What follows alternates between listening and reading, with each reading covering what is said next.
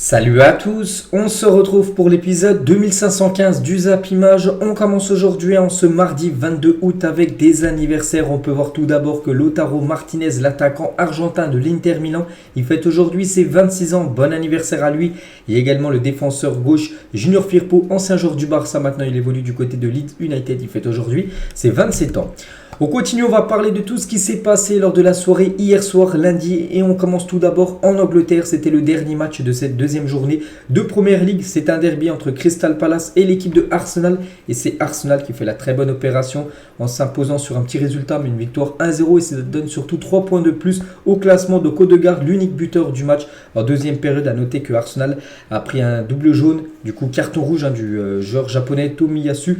Donc ils ont joué quasiment plus de 30 minutes avec un joueur en moins, si on compte le temps additionnel en fin de match. Et ils ont quand même réussi à conserver ce but d'avance. Et du coup, ils ont pris 3 points très importants, bien sûr, à cette équipe de Arsenal qui commence très bien ce début de saison avec 2 matchs, 2 victoires. Les stats de la partie donc, sont quasiment pareils. 14 tirs pour Arsenal, 13 tirs pour Crystal Palace. Les tirs cadrés, 1 tir cadré de plus pour Arsenal que Crystal Palace.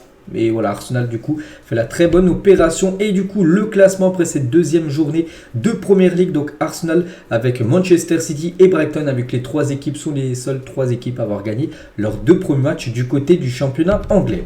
On prend la direction de l'Italie. Il y avait aussi 2 rencontres hier. Tout d'abord le match entre Bologne et l'AC Milan. Et c'est l'AC Milan qui commence également parfaitement son début de saison du côté de la Serie A. Une victoire 2-0. Donc Giroud et Pulisic, les 2 buteurs, 11e et 21e minute de jeu. Voilà, au bout de 20 minutes de jeu, le score était déjà acquis. Après, ça n'a plus bougé. Donc les stats de la partie. Donc l'équipe de l'AC Milan, c'est 6 tirs cadrés, 2 buts efficaces, bien sûr.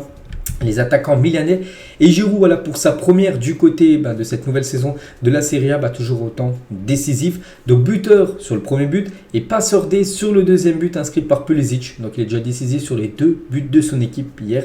Olivier Giroud, un joueur qui a, je sais plus, 37 ans, et voilà, toujours au top parce que regardez, il est toujours décisif match après match. Et il n'aura fallu que 21 petites minutes à Christian Pulisic pour inscrire son tout premier but avec l'AC Milan en Serie A. Donc lui est bien évidemment l'autre buteur du match. C'est vrai que c'est son premier but en match officiel du côté de l'équipe de Milan. Et c'est vrai que l'AC Milan a le don de relancer les joueurs de Chelsea. Ils ont relancé par exemple Giroud, Loftus-Cheek, Tomori et Christian Pulisic. Les 4 étaient titulaires face à Bologne ce soir, enfin hier soir. Donc voilà, parfait, bien sûr, ce début de saison pour l'équipe de l'AC Milan. Et toujours sur ce match, lors de la mi-temps entre Bologne et Milan, les joueurs de l'AC Milan sont restés sur le banc. Ils ne sont pas restés, pas rentrés dans les vestiaires. En effet, la climatisation dans le vestiaire ne fonctionnait pas. C'est pour ça qu'ils ont préféré rester, on va dire, en touche, on peut dire, parce qu'il faisait moins chaud là que dans les vestiaires où la clim ne fonctionnait pas. Et il y avait aussi un autre match entre le Torino et Cagliari. C'était également hier, c'était à 18h30 le coup d'envoi. Bon, pas grand chose à dire, 0-0 entre ces 2 équipes. Et du coup le classement final de la première journée, bien sûr, du côté de l'Italie. Donc les équipes qui ont gagné, tout avec 3 points, sont devant, et les équipes qui ont perdu, elles sont derrière. Direction l'Espagne, il y avait aussi 2 rencontres hier. Et tout d'abord un match avec beaucoup de buts, 7 buts dans la rencontre entre ce Alaves et Séville. Et c'est Alaves qui s'est imposé 4-3 contre Séville. Donc Séville, la semaine dernière, ils ont failli accrocher Manchester City. Ils ont perdu au penalty lors de la Super Coupe d'Europe. Et là, de nouveau, ils s'inclinent. Cette fois-ci 4-3. Ils ont pris quand même pas mal de buts. Donc voilà, tous les buteurs concernant cette rencontre. Donc ça n'avait pas les affaires, bien sûr, du FC Séville qui commence sa saison avec une défaite. Et on peut voir les statistiques de la rencontre, bien sûr, lors de ce match. Il y avait aussi Grenade contre le Rayo Vallecano. Et c'est le Rayo Vallecano qui s'est imposé 2-0 lors de cette rencontre. Du coup le classement, voilà, après 2 journées du côté de la Liga, donc le Real Madrid, le Rayo Vallecano et le FC Valence sont les 3 équipes en tête avec 6 points, vu que les 3 équipes ont gagné leurs 2 premiers matchs. On revient en France. Il y avait aussi un match de Ligue 2 hier, c'était du côté de Ajaccio et Bordeaux se neutralisent 0-0. Début de saison plutôt timide des Girondins qui ont récolté seulement 4 points sur 9 possibles. Bon, c'est pas catastrophique, mais c'est pas non plus extraordinaire. Donc de leur côté, les Corses sont 7e avec 5 points. Donc voilà, tout d'abord les stats de ce AC Ajaccio contre Bordeaux. On peut voir que Bordeaux, j'ai pas vu le match, mais bon, ils ont quand même plus dominé les Corses, mais voilà, ça a fait partage des points. Et comme j'ai dit, Bordeaux, les gars, c'est une défaite contre Pau 3-0, un match nul contre Ajaccio et une victoire 1-0 contre Concarneau. Donc actuellement, ils sont combien Bordeaux, je les cherche, ils doivent être, ils sont 15e actuellement du championnat de Ligue 2. N'oubliez pas que ce championnat est toujours dominé par Caen et Amiens. Les 2 équipes ont gagné leurs 3 premiers matchs, donc bien sûr, ils sont les 2 en tête. Et toujours sur ce Ajaccio-Bordeaux parce que le match a duré très longtemps parce qu'il a été interrompu pendant quasiment 1 heure. Donc il a repris à 21h55 ce match. Donc des supporters des Girondins de Bordeaux ont voulu pénétrer dans l'enceinte du stade François Coty malgré une interdiction de déplacement. Des heurts sont ensuite éclatés entre les supporters de Ajaccio et de Bordeaux. Le match a été interrompu après 12 minutes de jeu et va désormais reprendre après exfiltration des supporters de Bordeaux. En gros, c'est quoi ce qui s'est passé? C'est que les supporters de Bordeaux n'avaient pas le droit, interdit de stade, parce que regardez, le préfet de Corse avait pris il y a 3 jours un arrêté interdisant les supporters de Bordeaux de venir du côté d'Ajaccio. Regardez la rencontre, ils ne pouvaient pas rentrer dans le stade et en gros, ils ont forcé les barrières pour rentrer tout simplement, et du coup après il y a eu un conflit avec les supporters de l'AC Ajaccio. C'est pour ça que ça a pris beaucoup de temps. Voilà, tous les joueurs sont retournés au vestiaire, c'est pour ça que le match a été interrompu et il a repris pas mal de minutes après. Donc voilà, regardez quelques photos, hein, regardez, on peut voir les heurts, on peut voir qu'il y en a, ils ont jeté des échelles sur les autres supporters. Donc c'est très très chaud hier, hein, ce qui s'est passé entre ces deux équipes. Et Riyad Nouri, donc un joueur de l'équipe de l'AS Ajaccio, il a dit il y avait un arrêté, qu'est-ce qu'ils sont venus faire les supporters de Bordeaux à part être suicidaires? Je ne vois pas pourquoi ils sont venus, même pour eux, leur sécurité, ils sont malades, ils sont fous. C'est qu'ils n'avaient pas le droit de venir, ils savaient qu'ils ne pouvaient pas rentrer dans le stade et ils sont quand même venus, hein, ces supporters de Bordeaux. Donc voilà, c'était très très chaud. Et Bordeaux condamne un comportement inadmissible de ses supporters à l'AS Ajaccio parce qu'ils ont lancé un communiqué officiel, l'équipe de Bordeaux, suite à ces incidents. Ils ont dit, donc Bordeaux condamne fermement le non-respect par un groupe isolé de supporters de l'arrêté préfectoral interdisant leur présence au stade François Coty d'Ajaccio. Le club prendra par la suite toutes les mesures nécessaires pour sanctionner ce comportement inadmissible qui ne reflète en rien la culture des supporters des Girondins. Voilà, donc Bordeaux dit qu'en gros c'est seulement un groupe de supporters isolés qui a fait ça. Donc il y aura une sanction contre ces personnes-là. Donc voilà ce qui s'est passé hier du côté de cette rencontre de Ligue 2. On va parler maintenant, on prend la direction de Madrid en Espagne, on va parler de l'équipe féminine espagnole qui a gagné la Coupe du Monde, c'était avant-hier, contre l'équipe anglaise 1-0. Et hier soir, elles étaient en parade de bus avec toutes les joueuses du côté des rues de Madrid pour célébrer cette première victoire en Coupe du Monde féminine. Donc il y avait du monde bien sûr pour les suivre, cette foule bien évidemment. Et quelques photos surtout et quelques infos concernant cette Coupe du Monde et surtout ce bisou du président de la fédération espagnole qui avait fait un bisou sur la bouche. Il peut faire un bisou sur la joue, ça passe, mais voilà, sur la bouche, ça a beaucoup fait parler. Et il présente ses excuses après avoir embrassé Jennifer Hermoso. Donc il a dit il y a un fait que je regrette entre la joueuse et moi. Je tiens à m'excuser pour tout ce que ça a engendré. On a une magnifique relation tous les deux. Comme avec les autres jeux, je me suis trompé, je dois l'admettre. C'était sans mauvaise intention dans un moment d'euphorie. Ici, on l'a vécu comme quelque chose de naturel, mais dehors, une agitation s'est formée. Cela l'a emporté sur la célébration et le mérite qui revient à l'équipe. Donc en gros, il dit que c'était l'euphorie. Et voilà, il était emporté, tout ça. C'est pour ça qu'il lui a fait un bisou sur la bouche alors qu'ils ne sont pas du tout en relation, il n'y a pas de relation entre les deux. Et pour la maman de Jenny Hermoso, celle qui a reçu le bisou, donc le baiser du président de la fédération espagnole à sa fille est sans importance. Donc elle a dit, il faut regarder qu'elles sont des champions du monde. Le reste n'a pas d'importance. Voilà, pour elle, c'est pas grave, on va dire. Pour la maman de Jenny Hermoso, elle a réagi par rapport à ça. Et pour le ministre des Sports espagnol, quant à lui, il y a les excuses de la part de Luis Rubiales. Donc il a dit, je trouve cela inacceptable. Nous vivons un moment d'égalité de droit et de respect des femmes. Il est inacceptable d'embrasser une joueuse sur les lèvres pour la féliciter. Donc il y en a qui sont pas trop choqués, il y en a qui sont vraiment choqués du côté de l'Espagne par rapport à ce bisou du président sur la bouche tout simplement d'une joueuse de l'Espagne. Donc voilà ce qu'elle va dire. Et toujours sur une joueuse espagnole en gros, donc Jenny Hermoso, celle qui a reçu le bisou sur la bouche. Donc elle reproduit la photo iconique de Léo Messi avec le trophée de la Coupe du Monde. Donc Léo Messi il avait fait cette photo que j'ai montré 1 ou 2 jours après la victoire contre l'équipe de France avec la Coupe du Monde dans son lit. La joueuse espagnole a fait la même chose.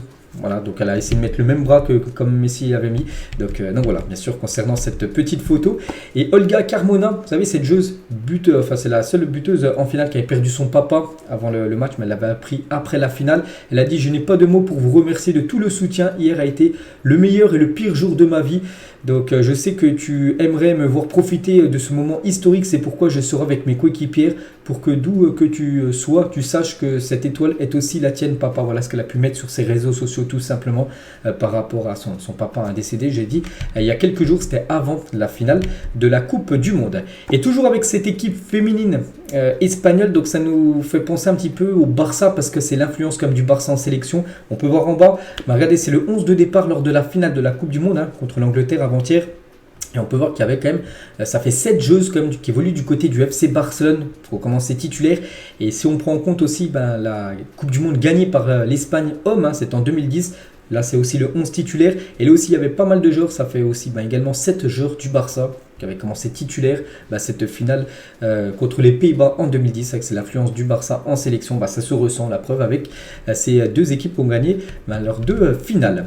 Et toujours, et on finit avec cette Coupe du Monde féminine. Donc l'Espagne qui a déjà gagné la Coupe du Monde homme et cette fois-ci la Coupe du Monde fille. Donc il y avait déjà une nation qui avait fait ça. C'est l'Allemagne qui avait déjà gagné donc, la Coupe du Monde homme. Elles avaient gagné également la Coupe du Monde féminine dans le passé. C'est les deux seules nations à avoir remporté une Coupe du Monde homme et une Coupe du Monde fille.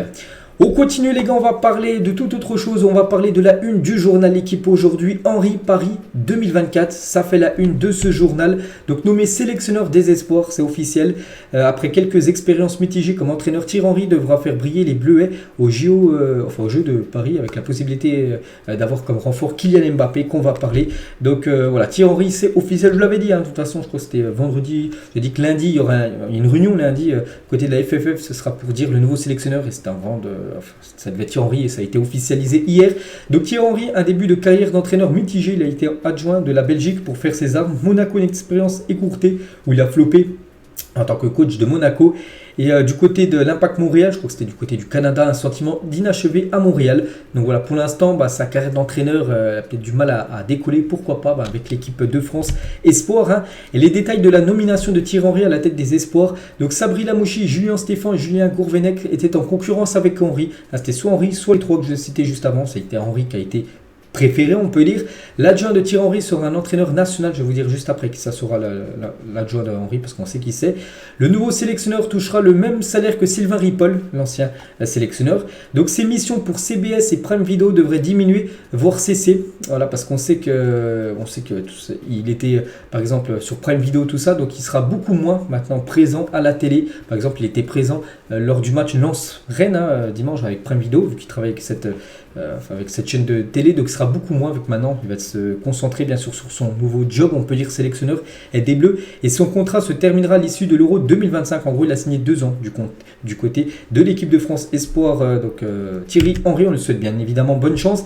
Il aura à sa disposition une génération bourrée de talents comprenant, je ne vais pas tous citer les joueurs, mais par exemple quelques joueurs comme Cherki, Barcola, Guiri, Kalimundo, Wai, Enzo Lefebvre ou même Kefren Turam, ou même plein d'autres joueurs bien sûr, vu qu'on sait que l'équipe de France a un sacré vivier de joueurs depuis pas mal d'années. Vraiment les jeunes la montent en puissance pour accéder à l'équipe première. Là c'est vraiment le tremplin, l'équipe de France Espoir, pour intégrer l'équipe de France 1 quelques années après.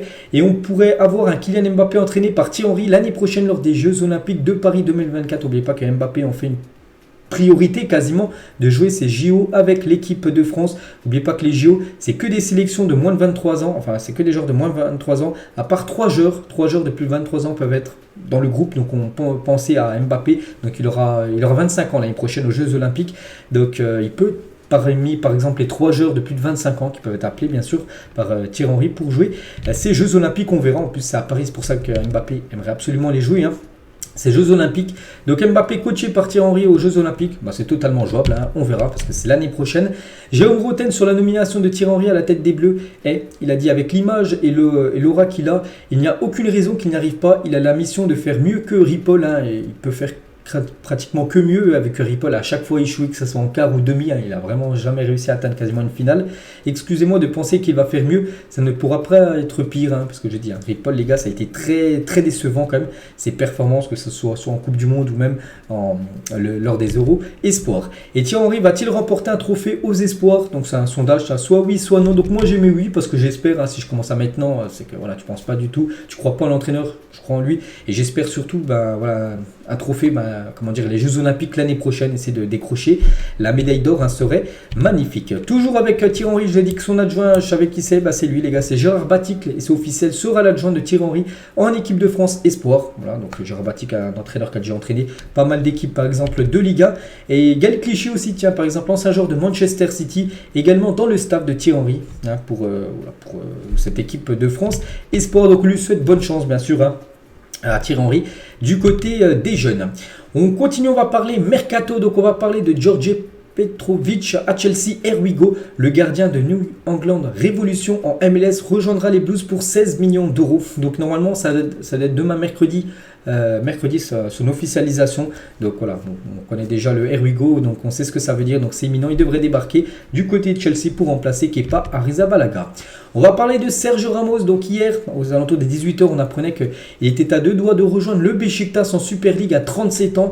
Et ça a évolué parce que ce matin, là, juste avant de faire la vidéo, j'ai pu voir en gros que le Beşiktaş annonce avoir mis fin aux négociations avec Talisca qui était aussi ciblé. Et aussi Ramos pour des désaccords sur les questions financières parce que le Beşiktaş, il y a 7 heures, donc dans la nuit, là, ils ont mis un long communiqué en gros pour dire, je ne vais pas tout lire, juste le dernier texte, hein, dans cette direction. Donc le contact a été pris avec Talisca et son club et Sergio Ramos qui a son témoignage. Les négociations qui ont été menées en tenant compte des intérêts de notre club ont été interrompues en raison de désaccords sur des questions financières. Donc en gros, les deux joueurs qui étaient proches, hein, donc Ramos et Talisca. Talisca, c'est un joueur de Al Nasser, un coéquipier de Cristiano Ronaldo. Il était à 2 doigts de rejoindre le Beşiktaş, mais niveau salaire, peut-être il demande un peu trop que ce que pouvait proposer le Beşiktaş. Et du coup, voilà le communiqué officiel de la part du Beşiktaş pour dire en gros que ça tombe à l'eau. Les deux ne signeront pas. Du côté de la Turquie, demandait tout simplement trop d'argent.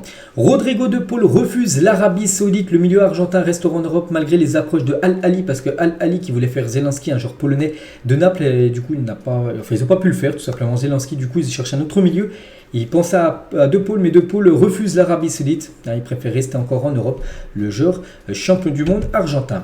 Le Bayern Munich a accepté hier la deuxième offre de l'Inter Milan pour le défenseur international français Benjamin Pavard. On en parle depuis quelques jours. Ça y est, c'est pas encore officiel, mais c'est quasiment fait.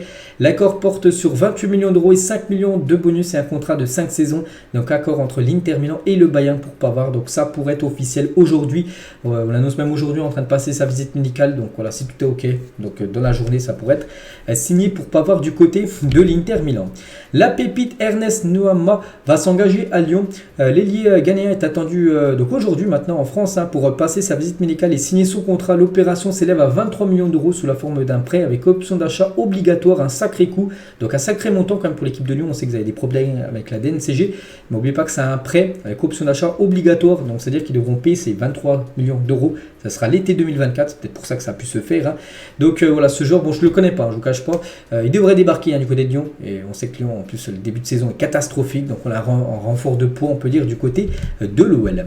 Officiel, Josip Sutalo, un joueur croate, signe jusqu'en 2028 du côté de l'Ajax Amsterdam. C'est un défenseur central, il remplace par exemple Timber ou même Alvarez, deux défenseurs centraux qui ont quitté l'équipe de l'Ajax, donc il débarque, hein. Ce joueur était pisté par Marseille, je me souviens quelques semaines j'avais parlé, du coup il signe du côté de Amsterdam.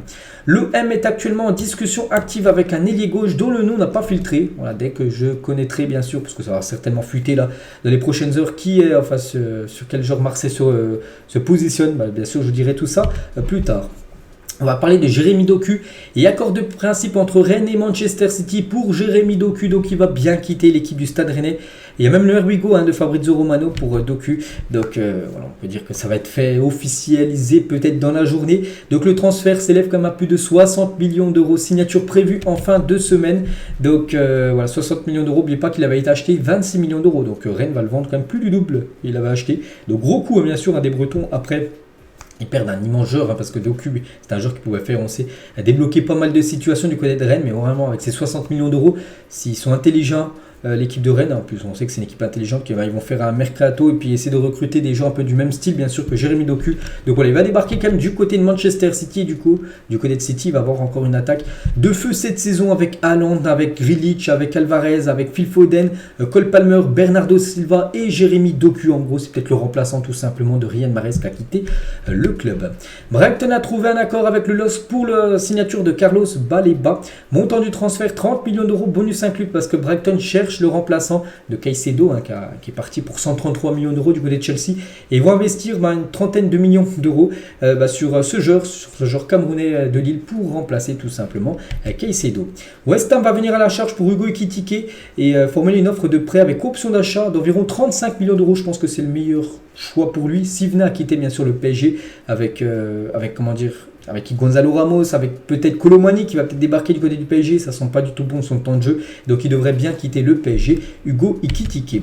Malgré la totale, il y a le R Hugo de Fabrizio Romano concernant Konstantinos Mavropanos, donc il a raté sa visite médicale et du coup, suite à des problèmes de blessure, le défenseur central grec ne devrait donc pas rejoindre West Ham pour 25 millions d'euros, bonus compris, comme je dis, il y avait le R Hugo, mais quand il dit le R Hugo, Fabrizio Romano, c'est que la visite médicale n'a pas encore été faite, c'est qu'il y a un accord entre le joueur et son potentiel nouveau club, mais après il faut qu'il réponde.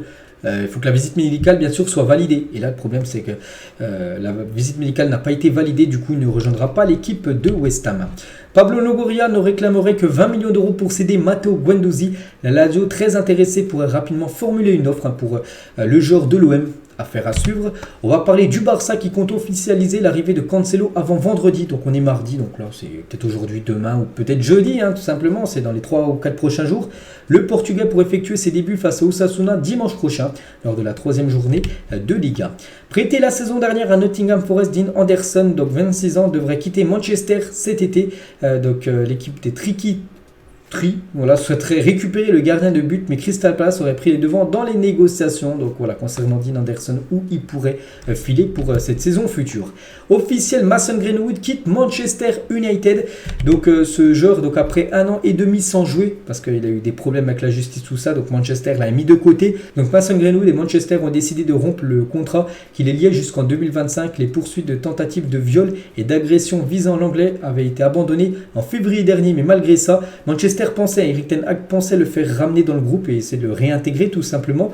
Voilà, donc le joueur Greenwood. Et en gros, les supporters, pas du tout chaud. Vraiment, les supporters avaient dit au club, même quand il parlait ça des communiqués officiels, il y avait plein de messages. Non, on veut pas de son retour, tout ça. Donc du coup, Manchester a écouté ses supporters et du coup, ils ont préféré résilier son contrat. Donc actuellement, il est libre, Mason Greenwood. Regardez ce qu'ils ont pu mettre Manchester par rapport au joueur. Donc toutes les personnes impliquées, y compris Mason, reconnaissent les difficultés avec lui pour reprendre sa carrière à Manchester United. Il a donc été mutuellement convenu qu'il serait plus approprié pour lui de le faire loin d'Old Trafford, de continuer en gros sa carrière ailleurs. Et nous allons maintenant travailler avec Mason pour atteindre ce résultat. Donc voilà, il devrait trouver un nouveau club.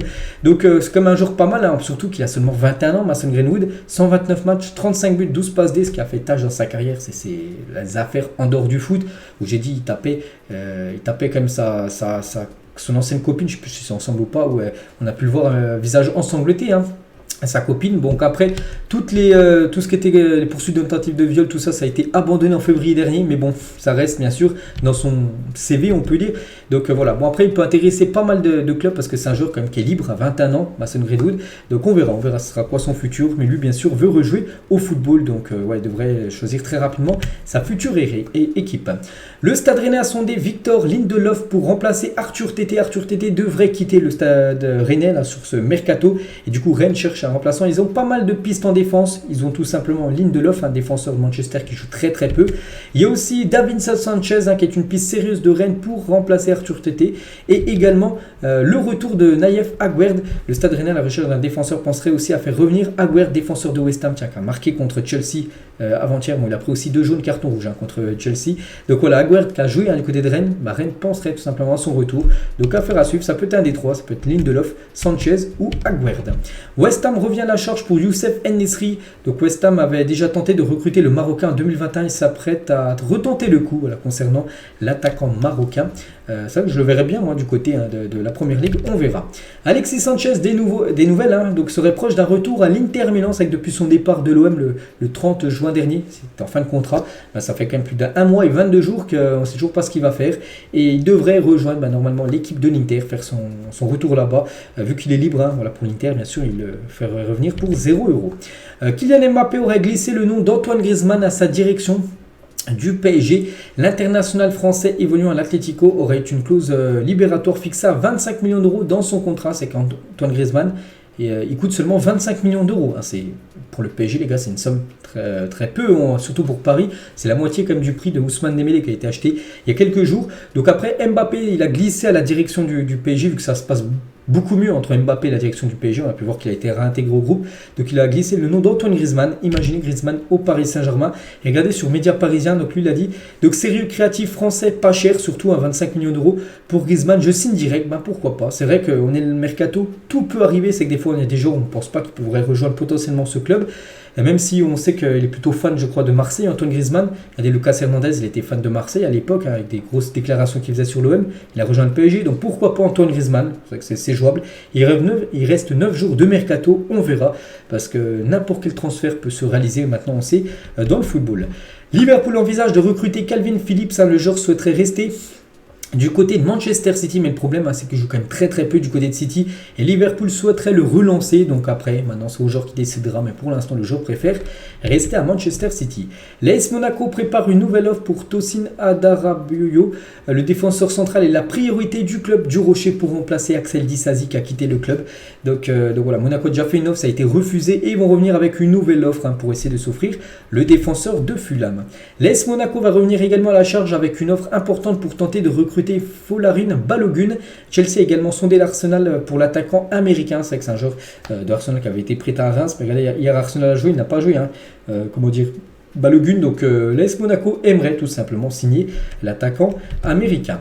Officiel, Moussa Mariga quitte l'équipe de Al-Hilal qui a beaucoup recruté. Le dernier en date là c'est Mitrovic, l'ancien attaquant de Fulham qui est arrivé, c'était hier pour plus de 50 millions d'euros et c'est un attaquant Mitrovic, donc du coup Mariga qui est un autre attaquant lui quitte le club, donc voilà, concernant l'ancien joueur de Porto, hein, donc il est libre, hein, il peut s'engager où il veut.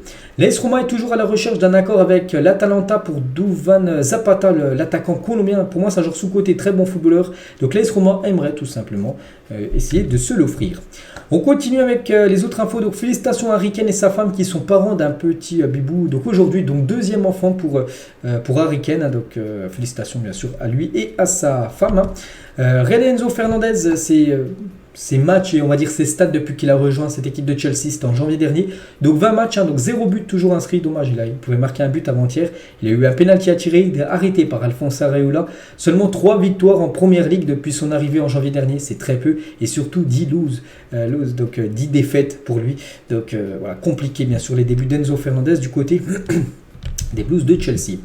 Les supporters d'Al-Shabaab sont devant le siège du club exprimant leur colère face à la situation et exigent la démission immédiate de la direction. Le club n'a pas été nationalisé par le PIF saoudien et ne peut plus rivaliser sur le mercato. Donc Al-Shabaab c'est aussi une autre équipe saoudienne, mais c'est vrai que c'est une équipe qui a très peu recruté par rapport à Hilal, Al-Ali, Al-Nasser, parce qu'en gros ils n'ont pas été nationalisés par le PIF saoudien, c'est-à-dire que leur propriétaire en gros n'a pas autant d'argent que les autres et du coup les supporters protestent, on peut dire, parce qu'ils voient que tous les autres clubs, leurs concurrents se renforcent, hein, Nasser, Al-Hilal, tout ça, alors qu'eux font pratiquement pas de recrues. Et c'est pour ça que les supporters sont partis devant le siège du club, montrer, on va dire, leur mécontentement par rapport à ça.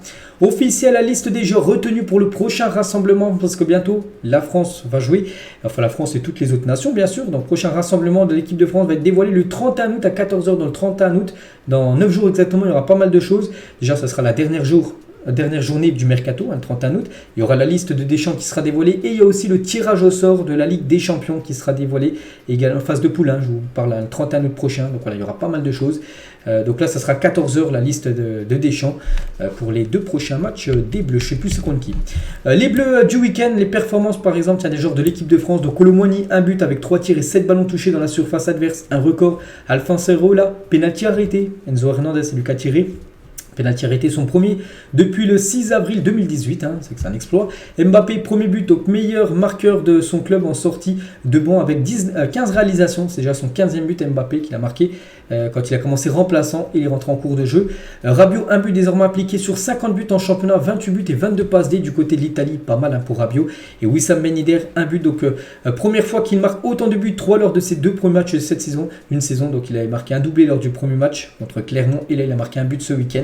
Déjà 3 buts en 2 matchs pour Ben Yedder, donc les Français se portent plutôt bien évidemment actuellement.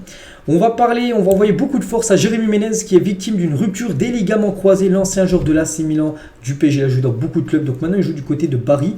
Donc l'actuel joueur de Bari va se faire opérer, mais a tenu à rassurer ses fans sur Instagram, il y a toujours pire dans la vie, alors on reviendra plus fort qu'avant, j'en suis sûr, ça fait partie de la vie. Je veux quand même remercier les fans pour leur accueil dès le premier jour, je me suis tout de suite senti chez moi, à bientôt. Un gros câlin à l'équipe, c'est une équipe de guerriers qui n'abandonne jamais. Donc voilà ce qu'il a pu dire avec son équipe de Bari, je ne sais plus si c'est en série B ou série C, je me souviens plus, mais voilà, c'est voilà ce qu'il a pu dire. Jérémy Ménez, on lui souhaite bon rétablissement, mais pas qu'il a quand même 38 ans, donc on verra s'il reprendra ou non sa carrière, parce que rupture ligament croisé, hein, c'est minimum 8 mois avant de reprendre la compétition. Suspendu pour une longue période, lui aussi 8 mois, c'est rien à voir avec une blessure, c'est par rapport à des paris sportifs. Donc c'est Ivan Toney explique ne rien avoir truqué, donc ses mises dépendaient de lui et sur le fait qu'il marque et non recevoir un carton jaune par exemple qui peut se truquer. Donc voilà, c'est vrai que bon, c'est ce qu'il a dit, mais bon, c'est interdit en Angleterre. Donc voilà, il est quand même suspendu 8 mois. Ivan Toney, c'est l'ancien attaquant de Brentford qui ne peut plus jouer actuellement au football pendant qu'il est puni, on peut dire. Officiel, Mohamed Bayo ne figure pas dans la liste du LOSC en Conference League parce que Lille là va jouer dans quelques jours, match aller et match retour, c'est les barrages en gros pour jouer la Conference League. Et Bayo n'est pas dans la liste des joueurs lillois qui pourront disputer cette compétition, ça sent le départ quand même de l'ancien Clermontois. L'Italien Oussem Aouar a l'air de maîtriser comme il maîtrise la langue de Molière. Quel progrès de la part de l'ancien Lyonnais en seulement 2 mois s'il vous plaît. En gros, il a été interviewé par la chaîne de l'AS Roma ASR, donc AS Roma TV, et en gros il parle parfaitement italien alors que voilà, on ne pensait pas qu'il gérait l'italien, il a dû peut-être prendre des cours très rapidement et vraiment il peut répondre parfaitement en italien. Oussem Aouar. Les clubs qui ont le ratio achat-vente le plus négatif sur l'année civile 2023 depuis janvier, si on regarde les clubs qui ont le plus acheté, vendu tout ça, ben c'est Chelsea en gros, moins 528 millions d'euros. En gros, ils ont vendu une somme et ils ont acheté. Et du coup, si on regarde les bilans, les balances, ça fait moins 528 millions d'euros, vous avez compris. L'équipe de Al Hilal, eux, c'est moins 330 millions d'euros. Après, il y a Arsenal. Après, on peut voir toutes les équipes. On peut voir beaucoup d'équipes anglaises et 2 clubs d'Arabie Saoudite. Et le Real Madrid aussi, moins 217 millions d'euros. Chelsea, tiens, qui a beaucoup, je vous ai dit, investi. Et Chelsea a un look différent par rapport à la saison dernière. Donc, la saison dernière, donc là, c'était le match qu'ils ont joué ce week-end. Donc, West Ham contre Chelsea, 3-1. Donc là, c'était lors de la 2e journée. On peut voir Jackson, Sterling, Chukwuemeka. On peut voir Silva, tout ça, voilà, Enzo Fernandez. Et c'est vrai que si on regarde le 2e match de Chelsea la saison dernière, ils avaient fait 2 partout contre Tottenham. On peut voir l'équipe totalement différente. Donc déjà là, c'était Sanchez le gardien. La saison dernière, c'était Mendy. Donc il y avait Koulibaly, il n'y a plus Koulibaly. Donc là, c'était la 2e journée de Première Ligue la saison dernière. On peut voir le changement par rapport bien sûr à la 2e journée. Là, cette saison, quasiment toute l'équipe a été changée à part Sterling et peut-être Thiago Silva. Après les taxis, les repas, donc toujours dans l'optique de limiter ses dépenses, le Barça va supprimer les petits déjeuners des équipes de jeunes de la Masia.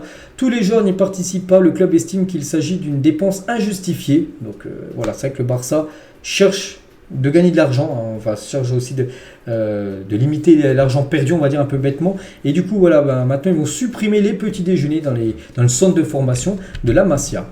Andy Delors va devenir le nouveau consultant de Rotten sans flamme sur RMC parce que l'émission a remplacé Mathieu Bonnemer qui a dû stopper ses activités médiatiques à cause de la promotion en Ligue 1 du Havre.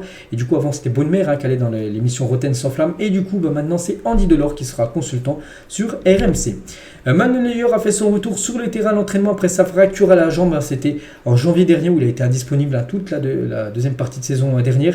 Et du coup, on peut voir qu'il a repris l'entraînement. C'est une photo de lui là où on peut voir qui est au sol.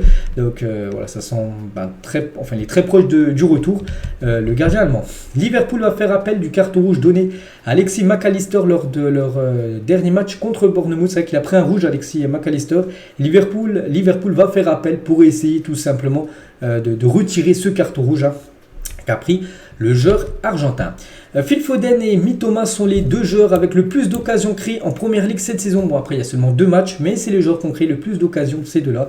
Donc Phil Foden et le joueur de Brighton. Ciro Immobilier, l'attaquant de la Lazio, il a dit des offres sont arrivées d'Arabie Saoudite. Il le confirme qu'il aurait pu partir en Arabie Saoudite sur ce mercato. Et ils m'ont fait douter, vraiment il a réfléchi. Est-ce qu'il reste à la Lazio ou il part en Arabie Saoudite où il peut peut-être gagner 4-5 fois plus que ce qu'il touche à la Lazio. Donc il a dit mais je voulais rester à la Lazio. Je veux veut me racheter de ma mauvaise saison passée. Donc ouais, il a préféré le sportif à l'argent et surtout le sportif parce que la Lazio va quand même jouer la Ligue des Champions saison, voilà la saison. Alisha Lemana, donc c'est une joueuse de football. Donc elle a dit Cristiano Ronaldo est mon joueur préféré, c'est le GOAT du football. Voilà, parce qu'on a posé la question entre Messi et Ronaldo. Pour elle, c'est Cristiano Ronaldo qu'elle préfère. Et on finit avec Cristiano Ronaldo et tous les autres joueurs qui ont plus de 35 ans. Donc on peut avoir Ronaldo ou même Messi, donc Ronaldo 38, Messi 36 et tous les autres joueurs, des joueurs que tout le monde connaît bien sûr dans le monde du football, qui ont plus de 35 ans, qui sont très proches de la fin de carrière, mais qui sont toujours dans des grands clubs. Benzema, bon, il a Al Ittihad, Cavani 36 ans, il a Boca Juniors, Busquets, il a l'Inter Miami à 35 ans, Neuer 37 ans, mais il est au Bayern Munich, Navas, il est au PSG à 36 ans. On peut voir aussi Falcao, Rayo Vallecano à 37 ans, Jesus Navas, 37 ans, il est à Séville. Bon, Ramos, actuellement, il est agent libre, hein, vu qu'il n'a pas de club. Jimmy Vardy, à 36 ans, il est à Leicester. Voilà, tous les joueurs qui sont quand même proches de leur retraite, mais des joueurs tous ceux-là ont marqué, on peut dire, le football là, ces dernières années. Donc voilà ce qu'il y a à dire aujourd'hui. J'espère que ça vous a plu. On se retrouve cet après-midi à l'After Zap Image aux alentours des 17h et demain sur cette chaîne, demain matin, prochain numéro. Bon mardi à vous et à demain.